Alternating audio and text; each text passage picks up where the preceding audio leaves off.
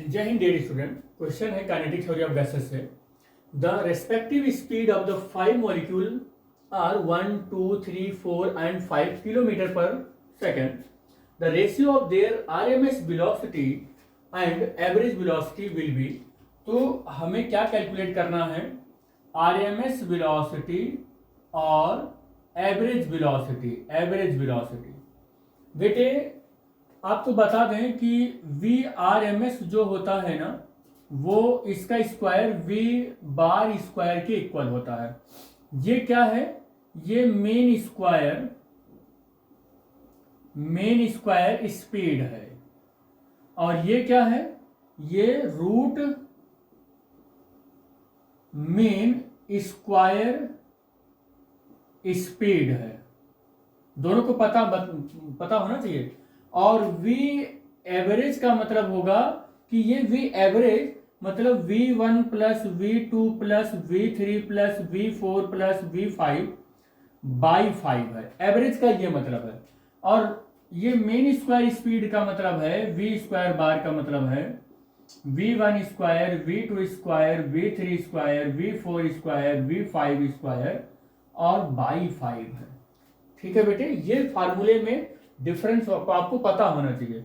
अगर V average calculate करें तो वी एवरेज इक्वल टू क्या निकल कर आएगा? V1 1 है, ये 2 है, 3 है, 4 है और ये 5 है और बाई 5 ये 5 4 9 और 10 और 10 15 और बाई 5 और ये सॉल्व होकर आएगा 3 किलोमीटर पर सेकेंड।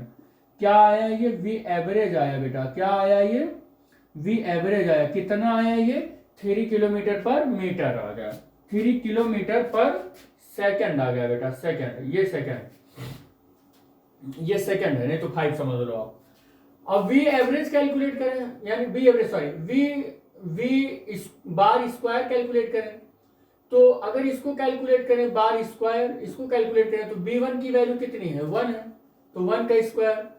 2 है, ये V2, तो 2 का स्क्वायर, 3 का स्क्वायर, 4 का स्क्वायर, 5 का स्क्वायर और बाई 5 हो जाएगा। तो ये कितना हो जाएगा? 1 प्लस 4 प्लस 9 प्लस 16 प्लस 25 और बाई 5 हो जाएगा।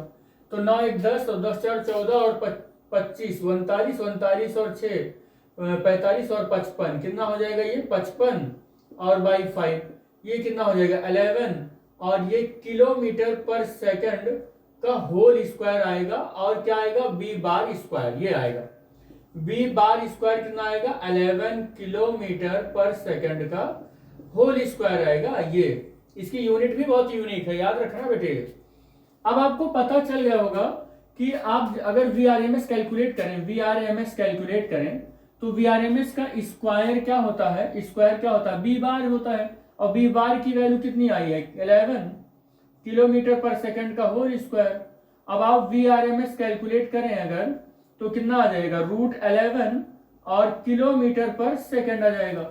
अब आप दोनों का रेशियो आपको कैलकुलेट करने के लिए बोला गया है। तो VRMS कितना आपका आ गया है? √11 आ गया है। और वी एवरेज की वैल्यू कितनी आ गई है? 3 आ गई है। तो VRMS ratio V average equal to √11 ratio 3। ये आपके पास आंसर आ गया इस क्वेश्चन का, जो कि ऑप्शन नंबर ए है, वो करेक्ट ऑप्शन है।